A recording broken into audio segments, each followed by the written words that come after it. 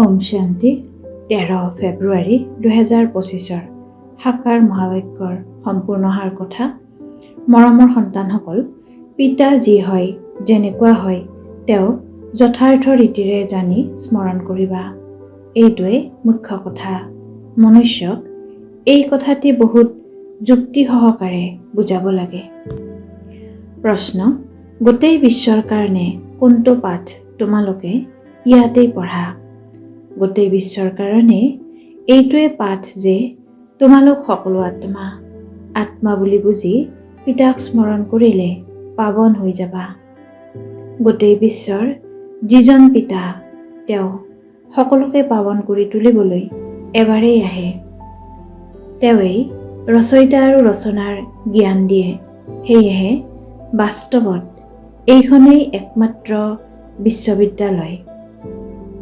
এই কথাটি সন্তানসকলে স্পষ্ট কৰি বুজাব লাগে। ধাৰণাৰ বাবে মুখ্য সাৰ: 1. মায়াৰ মুষ্টিযুদ্ধত পৰাজিত হ'ব নালাগে।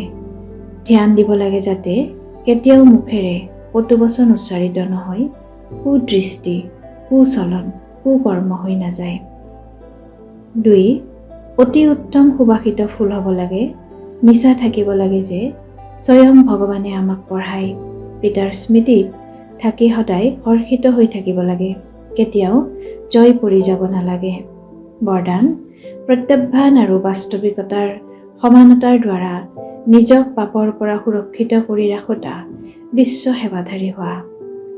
তোমালোক সন্তানসকলে যি প্ৰত্যাহ্বান জনোৱা সেই প্ৰত্যাহ্বান আৰু বাস্তৱিক জীৱনত সমানতা থাকিব লাগে, নহ'লে পুণ্য আত্মাৰ সলনি বোজাধাৰী আত্মা হৈ যাবা। এই পাপ আৰু পুণ্যৰ গতিক জানি নিজক সুৰক্ষিত কৰি ৰাখা, কিয়নো সংকল্পতো কোনো ধৰণৰ বিকাৰৰ দুৰ্বলতা, ব্যৰ্থ বাণী, ব্যৰ্থ ভাৱনা, ঘৃণা বা ঈৰ্ষাৰ ভাৱনাই পাপৰ হিচাপ বঢ়ায়। সেইকাৰণে পুণ্য আত্মা হোৱাৰ বৰদানৰ দ্বাৰা নিজকে সুৰক্ষিত কৰি ৰাখি বিশ্ব সেৱাধাৰী হোৱা। সংগঠন ৰূপত এক মন, এক ৰস স্থিতিৰ অনুভৱ কৰোৱা।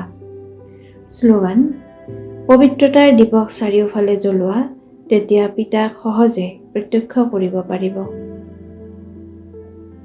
একান্ত প্ৰিয় হ'বলৈ, একতা আৰু একাগ্ৰতা ধাৰণ কৰিবলৈ আজিৰ অব্যক্ত সংকেত।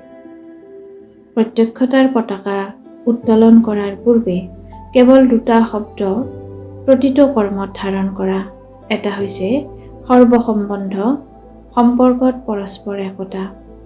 অনেক সংস্কাৰ হোৱা সত্ত্বেও বিচিত্ৰতাত একতা আৰু দৃঢ়তা, এয়াই সফলতাৰ সাধন। কেতিয়াবা কেতিয়াবা একতা থৰক বৰক হৈ যায়। এওঁ কৰিলেহে মই কৰিম নহয়। তোমালোকৰ শ্লোগান হৈছে স্ব-পৰিৱৰ্তনৰ দ্বাৰা বিশ্ব পৰিৱৰ্তন, বিশ্ব পৰিৱৰ্তনৰ দ্বাৰা স্ব-পৰিৱৰ্তন নহয়। ওম শান্তি।